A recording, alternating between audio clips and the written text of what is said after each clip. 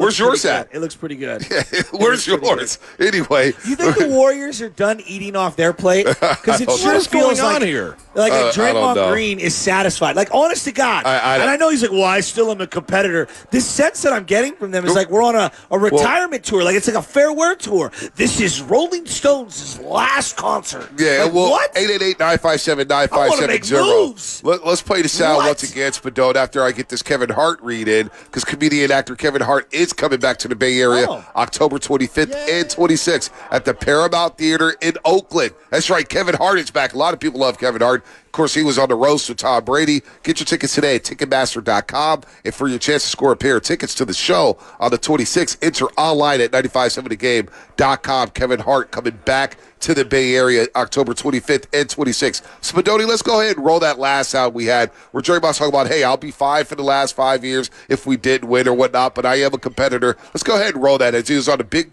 Pot with Shaquille O'Neal and Adam Lefkoe. Here's Draymond Green. Draymond Green on would you rather lose with guys that not contribute much? If you have the opportunity to ring chase into your career, they need you, your play, your leadership. Would you do that? If there is something that I could offer to a team and I'm like, oh, I'm the missing piece there, I can go help that team get over the hump. That's different than like, man, let me go see if I could just fall into one more. No, I want to be able to contribute. But the Warriors will have to not want me anymore. If I had to stay and go to state another 5 years and we not make the playoffs for 5 years straight, I'm totally fine with that. Not because I'm not a competitor, but because I'd rather do it. I'd rather struggle with the same guys that I succeeded with. It ain't about, we struggling now, I need to go that way. Nah, the same way we succeeded together, I'd rather struggle together as opposed to, oh, I can go over here and do this. As long as they'll have me, I got no reason to ever want to leave that place.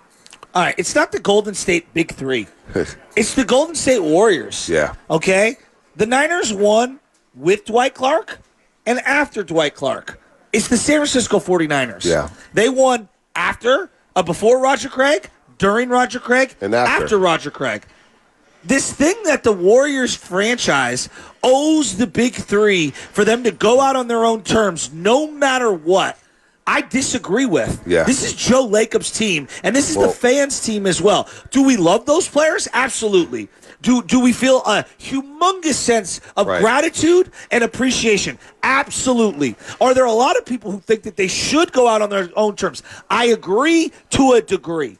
And the reason why I stop to a degree is because what are you asking for? You can't have money that makes me non-competitive. You can't demand $30 million a year, Draymond Green, for example, and say, yeah, I'm happy if we don't win. I'm okay if we don't win because I want to go out with the guys that win. Well, if you're making $1 million, I would subscribe to that. This is salary cap league. I still have to compete. I still have to pay off the stadium. I still have to find a way to pay for the salaries because all of you want top dollar. So something's got to give here. Like when I hear Draymond, it sounds like he doesn't understand the business of basketball. So I understand what he's trying to say, saying that, look, I've helped build this organization.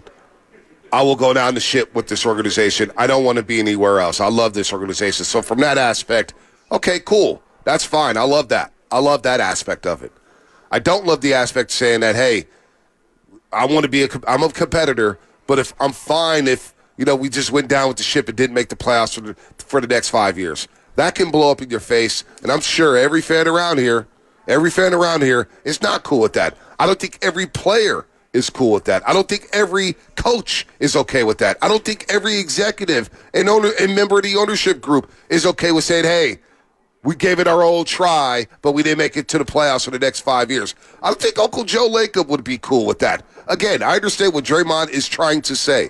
He's trying to say that I want to be with this organization for the rest of my life. However, he said the next 5 years. Well, he's got 3 years left on the deal. We're getting another extension here with the contract. We're getting another 2-year extension. That's crazy. 5 years. But nobody's okay with saying, hey, it just doesn't sound good, especially coming from him, considering how this last season and the previous season played out. And he had his fingerprints all over the demise of these last 2 seasons, whether it's the Jordan Poole incident, whether it's this year getting suspended for 17, 18 games, whether getting ejected for 4 other games, and then the nonstop chatter, this and that, and commenting on other players. I think people are just a little bit exhausted of Draymond Green, and when you hear that saying, we don't just want to watch a pro sports team play hard and not win for the next 5 years. We're just talking about this with the Giants.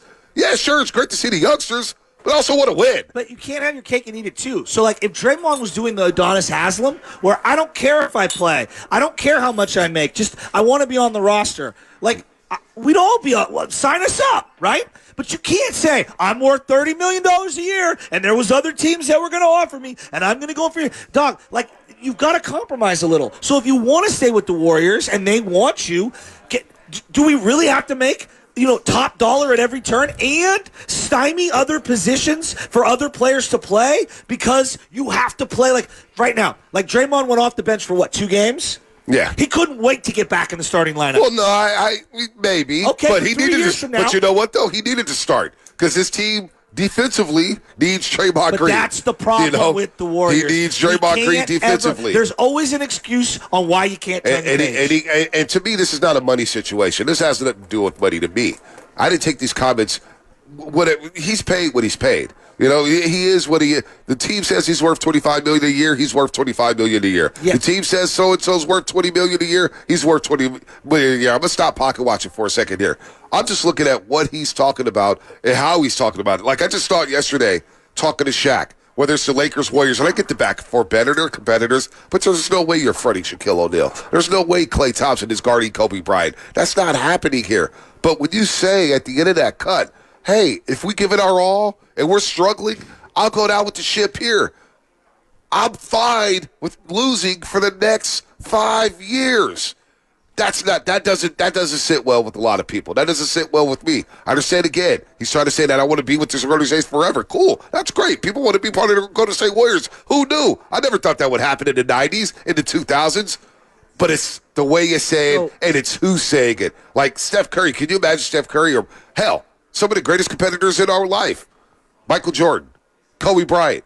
Think Kobe Bryant was fine with not going to the playoffs the last 5-6 years of his career? No. He was cursing out Mitch Kupchak. Dude, I need some better players. What's going on around here? Get Dwight out of here. Get Nick Young out of here. You imagine Michael Jordan, who's obsessed with winning, saying, yeah, I'm fine with just not making the playoffs the last 5 years. Did you, because I saw some people interpret it this way, did you interpret his statement as a subconscious admission that they can't get it done anymore? I did not interpret it like that, but I could see how people would. If that is the case, and he knows they can't compete, then how hard are these players going to play knowing that? Because here's what we have. This is what we have. This is what happened in 2019, 2020. Draymond Green knew it was going to be a struggle to win without Klay Thompson and Stephen Curry. And what did Draymond Green say? It was hard to get up for games knowing they had no shot at winning. And you didn't get the best of Draymond Green. You didn't get max effort. So baked off of that, that was 4 or 5 years ago. What if we know that, hey, we got no shot at winning, we're out here trying to play, like, am I going to get max effort? Am I going to see you die for that loose ball, a 50-50 ball, diving into the crowd? You know what I'm saying? There's a lot baked into that, so I just don't like it. I don't like when things are said like that. I'm not here to tell them to shut up in podcasts, but when you say, like, hey, I'm fine with losing the last 5 years, I do take issue with that because I doubt Joe Lacob is fine with losing for the next 5 years. I doubt Steph Curry's cool with that. You know what I'm saying? Like, I don't think anybody's caring. And then the bottom line starts to get affected. If the fans know, hey, this team's going to be losing the last 5 years, are fans going to be spending top dollar to go to Warrior games? No. When I heard him talk yesterday, boy, it sure feels like Klay's coming back. And he's going to line himself up with Steve Kerr. It just feels like to me, when I heard him say this, I got the feeling, all right, they're going to bring back Klay on a 2-year deal, and the next 2 years is Kerr, Curry, Draymond, Klay, retirement tour. How would you feel about that? It feels like a Madonna, Rolling Stones, hey, this is our final tour. How would you feel about that? You would like that, huh? That's an admission of it's over. And I don't want it to be over. So, like, there's a part of me that still thinks, like, you owe it to yourself to try to reimagine the team and come up with a different version. What if he's just being realistic, saying, hey, this is where we're at? He doesn't own the team. He's not the GM. He's a player. Yeah, but what if he's a player saying that? Saying, hey, this is where we're at? This is the problem: is the players have too much power. We all want player empowerment until they control things on their terms, and it actually is negatively affecting the organization. Because, like, the organization at the whole, if you care about being a Warrior fan long term, you want to win again. You want Curry to be back in the Western Conference Finals. And rolling it back, almost all, we keep coming back to the same thing. Rolling it back isn't good enough. I don't think that's the option. By the way, some breaking news in the NBA. The Cleveland Cavaliers just dismissed Coach J.B. Bickerstaff. He is gone after he led the Cavaliers to the conference semifinals and won 99 regular season games in the past 2 years. But they are firing J.B. Bickerstaff after he led Cleveland to back-to-back playoff appearances. So what did they do with Darius Garland and Donovan Mitchell? Also, Stephen Curry yesterday. This got buried. We talk about positivity. Yeah. Steph Curry became the 26th player in league history to earn 10 All-NBA honors when he was named third-team All-NBA yesterday. So that was pretty cool with Steph Curry making third-team All-NBA in the league. Did you see what else happened with Steph Curry? No.